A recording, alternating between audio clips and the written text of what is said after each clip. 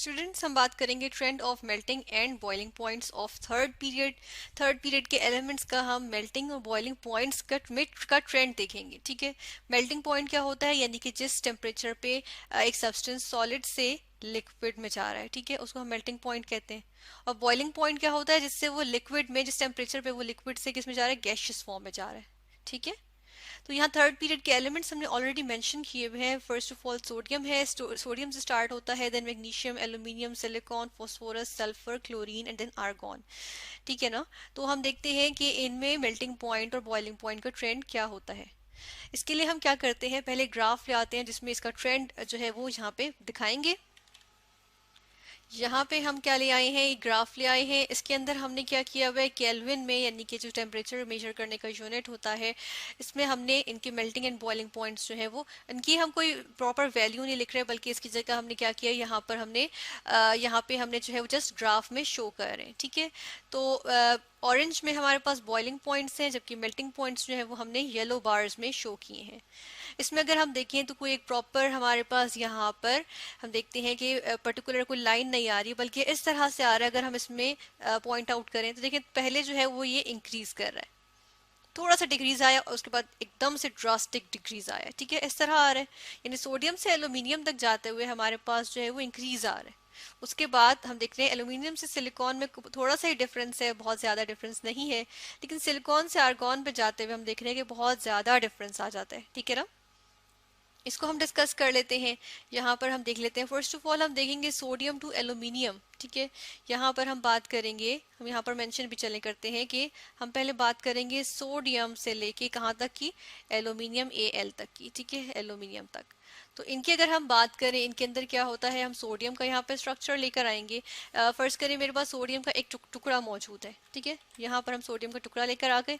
अच्छा, इस टुकड़े में ये देखिए कि होता ये है कि अगर इसका एटम भी मैं ले आऊँ, चले इसको ऐसे करते हैं कि थोड़ा सा साइड पे करेंगे ताकि हम इसका एक एटम भी लेकर आ सके। तो यहाँ पर हमने इसको साइड पे किया और हमने यहाँ पर क्या लेकर आएंगे, यहाँ पर हम लेकर आएंगे सोडियम का एटम। ठीक है। अब सोडियम के एटम में देखिए, आउटर मोस्ट शेल में एक इलेक्ट्रॉन है। अगर ये एक इलेक्ट्रॉन लूज कर दिया जाए, ये जिस तरह से ये इलेक्ट्रॉन लूज कर दिया, तो क्या हो जाएगा, हमारे पास सोडियम आयन बनेगा। और देखिए अब ऑक्टेट जो है वो कंप्लीट है हमारे पास। ठीक है। तो सोडियम यही करेगा कि जब सोडियम के मेटल का जो टुकड़ा होता है ना, उसके अंदर बेसिकली हुआ क्या होता है हमारे पास, हम देखते हैं यहाँ पे सी ऑफ इलेक्ट्रॉन्स होता है। यानी कि हर सोडियम एटम ने जो है बेसिकली एक एक इलेक्ट्रॉन जो है वो बीच में लूज किया हुआ होता है, और हमारे पास पूल ऑफ इलेक्ट्रॉन्स या सी ऑफ इलेक्ट्रॉन्स जो है वो आ जाते हैं। ठीक है।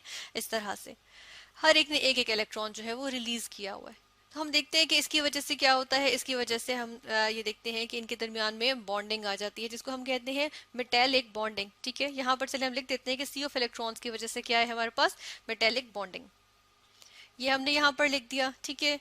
इसके बाद हम क्या देखते हैं कि यही चीज़ अगर हम देखें कि इसमें मैग्नीशियम में, एल्यूमिनियम में, ठीक है, एटम मेरे पास यही रहेगा, ये एटम है मेरे पास। ठीक है। इसी को चले मैं यहाँ से कॉपी कर लेती हूँ। यहाँ से हमने इसको किया कॉपी। ठीक है।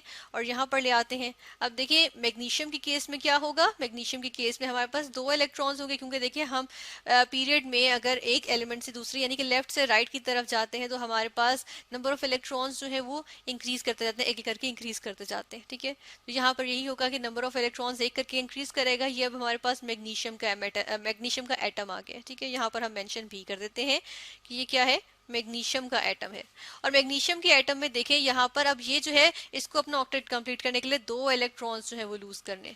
ठीक है। तो अगर मेरे पास यहाँ पे मैग्नीशियम का टुकड़ा मौजूद हो, जिस तरह से ये अगर मेरे पास मैग्नीशियम का टुकड़ा आ जाए, तो देखिए हर मैग्नीशियम मेटल ने जो है वो दो इलेक्ट्रॉन्स जो है, हर मैग्नीशियम एटम ने दो इलेक्ट्रॉन्स लूज किए होंगे। सी ऑफ इलेक्ट्रॉन्स अगर देखें तो इसमें जो है वो इलेक्ट्रॉन ज्यादा आ गए, इसका मतलब मेटेलिक बॉन्डिंग स्ट्रांग हो गई। ठीक है। यानी कि नंबर ऑफ इलेक्ट्रॉन्स जो है, एटम देखें उतने ही है जितने सोडियम के हैं, लेकिन नंबर ऑफ इलेक्ट्रॉन्स जो बीच में रिलीज हुए हैं सी ऑफ इलेक्ट्रॉन्स वो ज्यादा है। इसकी वजह से मेटेलिक बॉन्डिंग इसमें सोडियम के मुकाबले में हम कहते हैं कि ज्यादा स्ट्रांग है। ठीक है। और इस तरह से हम ये देखते हैं कि सोडियम की स्ट्रांग हुई, और एल्यूमिनियम में फिर जब हम देखते हैं कि जी यहाँ पे 3 इलेक्ट्रॉन्स हो जाते हैं, तो इस वजह से हम कहते हैं कि एल्यूमिनियम में और भी हमारे पास स्ट्रांग मेटेलिक बॉन्डिंग आ जाती है। ठीक है, तो इसकी वजह से हम क्या कहते हैं, इसकी वजह से हम ये कहते हैं कि हमारे पास जो है, क्योंकि मेटेलिक देखिए मेल्टिंग पॉइंट या बॉइलिंग पॉइंट ये इसी बात पे डिपेंड करता है ना कि इनके दरमियान में बॉन्डिंग कितनी स्ट्रांग है। क्योंकि अगर हम देखते हैं कि जी अगर किसी सब्सटेंस में दो एटम्स हैं या दो मॉलिक्यूल्स हैं, इनके दरमियान जो इंटरेक्शन है अगर ये ज्यादा स्ट्रांग होगा तो मेटेलिक बॉन्डिंग क्या होगी, यानी कि इनको इनको इनके बॉन्ड्स को लूज करने के लिए, वीक करने के लिए जो हमारे पास जो है टेम्परेचर चाहिए होगा वो ज्यादा चाहिए होगा उसमें जिनके दरमियान जो बॉन्डिंग है वो स्ट्रांग है। अगर जिसकी वीक है, ठीक है, जिस तरह से यहाँ पे हम देखने वीक है और ये बहुत स्ट्रांग हमने बना दी बोल्ड करके, तो स्ट्रांग है तो देखिए ज्यादा एनर्जी चाहिए होगी, वीक होगी तो हमें कम एनर्जी चाहिए होगी।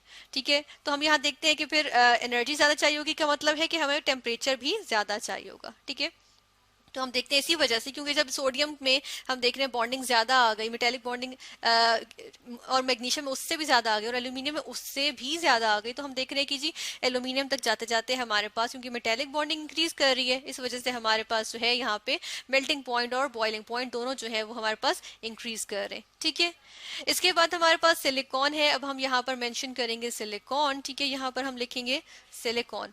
सिलिकॉन के केस में होता यह है कि सिलिकॉन के आउटर मोस्ट शेल में हमारे पास 4 इलेक्ट्रॉन्स आ जाते हैं, 1 2 3 और 4। ठीक है, अभी जो 4 इलेक्ट्रॉन्स हैं ये 4 बॉन्ड्स बना सकता है। ठीक है, इसको 4 बॉन्ड्स बनाने हैं, चाहे जितने मर्जी एलिमेंट्स के साथ बनाए, यानी कि 4 डिफरेंट एलिमेंट्स के साथ बनाए, या जिस इसके पास ये रेंज है कि 1 से 4 एलिमेंट्स के दरमियान जितने मर्जी डिफरेंट एलिमेंट्स के साथ ये बॉन्ड्स बनाए। ठीक है, लेकिन क्या है, इसके 4 बॉन्ड्स इसको बनाने हैं अपनी ऑक्टेट कंप्लीट करने के लिए।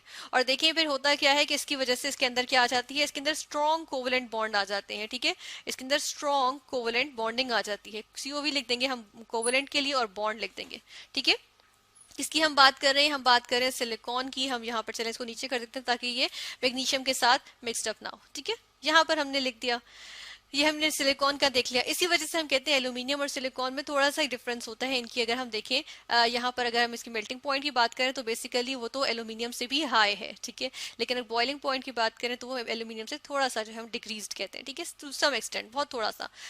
और इस तरह से हम देख रहे हैं कि एल्यूमिनियम और सिलिकॉन में ज्यादा डिफरेंस नहीं है। और हम देख लिया सिलिकॉन की वजह क्या है, सिलिकॉन में स्ट्रॉन्ग कोवलेंट बॉन्डिंग आ गई। ठीक है, अच्छा इसके बाद हमारे पास ड्रास्टिक चेंज आ रहा है, किस वजह से, क्योंकि हम यहाँ पर देखेंगे कि जो हमारे पास फॉस्फोरस, चलिए अब यहाँ पर हम लिखेंगे, यहाँ पर हमने देखा था सिलिकॉन, और अब हम देख रहे हैं फॉस्फोरस से लेके कहाँ तक, फॉस्फोरस से लेके हम आर्गॉन तक देखेंगे। ठीक है, फॉस्फोरस से आर्गॉन तक अगर हम देखें, यहाँ पर हमारे पास क्या है, हम देख रहे हैं कि जी बहुत ड्रास्टिक चेंज आ रहा है। बिल्कुल आर्गॉन पे जाकर तो बहुत ही ज्यादा हमारे पास कम हो जाता है मेल्टिंग एंड बॉइलिंग पॉइंट। इसकी रीजन हम यहाँ नीचे करके देख लेंगे। ठीक है, यहाँ पर हम ले आते हैं इसकी रीजन। फर्स्ट ऑफ ऑल तो ये होती है कि यहाँ पर हमारे पास वीक बॉन्डिंग आ जाती है। ठीक है, क्योंकि एक तो पहली बात ये होती है कि ये हमारे पास मॉलिक्यूलर फॉर्म में एग्जिस्ट करते हैं। ठीक है, मॉलिक्यूलर फॉर्म में। ठीक है, यहाँ पर हमने लिख दिया मॉलिक्यूलर फॉर्म। और दूसरी बात ये मॉलिक्यूलर फॉर्म में ये किस तरह से एग्जिस्ट करते हैं, जिस तरह से ऐसे करते हैं, पहले हम देख लेते हैं कि कौन कौन सी इनकी फॉर्म्स हैं। ठीक है, अब अगर फर्स्ट ऑफ ऑल हमारे पास फॉस्फोरस है ना, तो फॉस्फोरस हमारे पास most of the time P4 में एग्जिस्ट करता है। सल्फर जो है वो S8 फॉर्म में एग्जिस्ट करता है। क्लोरीन हमारे पास डायटोमिक फॉर्म में Cl2 की फॉर्म में। और आर्गॉन हमारे पास बेसिकली एक नोबल गैस है जो कि अपने दूसरे एटम के साथ भी ये हम कहते हैं कि बॉन्डिंग करना पसंद नहीं करती। तो इस तरह हम कहते हैं कि ये हमारे पास जो है वो मॉलिक्यूलर फॉर्म एग्जिस्ट नहीं करेगी। लेकिन हम कहते हैं कि जी फॉस्फोरस से क्लोरीन तक मॉलिक्यूलर फॉर्म्स आ गई और आर्गॉन हमारे पास जो है वो एक नोबल गैस आ गई। ठीक है, तो इन सब में हम देख रहे हैं कि इनमें क्या होती है, इनमें हमारे पास होती है वीक वंडरवॉल्स फोर्सेस। ठीक है, यहाँ पर हम ये भी मैंशन कर देते हैं कि इनमें हमारे पास क्या होती है, यहाँ हम लिखेंगे नेक्स्ट पॉइंट की ये हमारे पास होती है वीक फोर्सेस। ठीक है, जिनको हम कहते हैं वंडरवॉल्स फोर्सेस।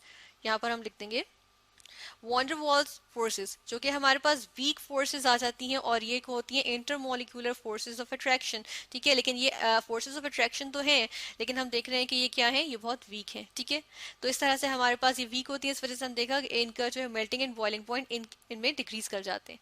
लेकिन हमने देखा था कि यहाँ पर अगर हम बात करें तो सल्फर की जो है वो थोड़ी सी फॉस्फोरस से ज्यादा है। लेकिन उसके बाद हम देख रहे हैं कि इसके अंदर अगर हम मेल्टिंग एंड बॉइलिंग पॉइंट का यहाँ पे ट्रेंड देख लें तो इस तरह से होता है कि सबसे पहले सल्फर का है। ठीक है, उसके बाद फॉस्फोरस है। ठीक है, हम मेल्टिंग पॉइंट की बात कर रहे हैं और बॉइलिंग पॉइंट की भी MP लिखेंगे और साथ में चले हम BP भी लिख देते हैं। ठीक है, ये हमने लिख दिया। अब देख रहे हैं सल्फर की सबसे ज्यादा है, फिर फास्फोरस की है, देन क्लोरीन की है और देन आर्गॉन की। ठीक है, आर्गॉन की सबसे कम। इसमें से क्लोरीन और आर्गॉन तो हमारे पास ऑलरेडी क्या है, गैसेस। ठीक है। और इसके अलावा अगर हम बात करें तो हम यहाँ देखते हैं कि अब इसकी वजह क्या है कि सल्फर की ज्यादा क्यों है, फास्फोरस से आर्गॉन पे जाते हुए सल्फर में बीच में हम देख रहे हैं फास्फोरस से ज्यादा सल्फर की क्यों है। तो इसकी वजह ये आ जाती है कि देखिए एस जो होता है ना हमारे पास, ये हमने जो इसके मॉलिक्यूल्स, अब हम वापस देखते हैं कि मॉलिक्यूलर फॉर्म्स में S8 की फॉर्म में मौजूद था, यानी कि सल्फर का एक मॉलिक्यूल जो है वो 8 एटम्स पे मुश्तमिल है। ठीक है, तो नंबर ऑफ एटम्स जो कि कंप्राइज कर रहे हैं एक मॉलिक्यूल पे वो डिक्रीज कर रहा है। और जैसे जैसे ये डिक्रीज कर रहा है तो हम कह रहे हैं कि जी हमारे पास यहाँ पर क्या होता है कि मेल्टिंग पॉइंट भी हमारे पास जो है वो डिक्रीज कर रहा है। ठीक है, तो सल्फर का सबसे ज्यादा था, फिर फॉस्फोरस का था, फिर क्लोरीन का और फिर आखिर में आर्गॉन। और यहाँ पे आर्गॉन तो हम देख ही चुके हैं कि ये मॉलिक्यूल तो नहीं बनाएगी, लेकिन हमने कहा कि ये एटॉमिक फॉर्म में एग्जिस्ट करेगी। लेकिन ये कि यहाँ पर हमने ये भी देखा कि इसमें वीक वॉन रिवॉल्व फोर्सेस होती हैं। ठीक है, तो नंबर ऑफ एटम्स जो हैं, जो कि हम देख रहे हैं जिनके दो अगर के दरमियान देखें या मॉलिक्यूल्स जिसमें हम वॉन रिवॉल्व फोर्सेस देख रहे हैं तो वो वीक हो जाते हैं, मतलब इंटरमोलिकुलर फोर्सेस देख रहे हैं तो वो वीक होती हैं। इस तरह से हमारे पास यहाँ पे इसका ट्रेंड आ गया। ठीक है, तो हमने टुकड़ों टुकड़ों में करके, यानी कि फास्फोरस टू आर्गॉन, उससे पहले सिलिकॉन, उससे पहले सोडियम टू एल्यूमिनियम, इस तरह करके हमने trend of melting and boiling point का जो ग्राफ था उसको डिस्कस किया।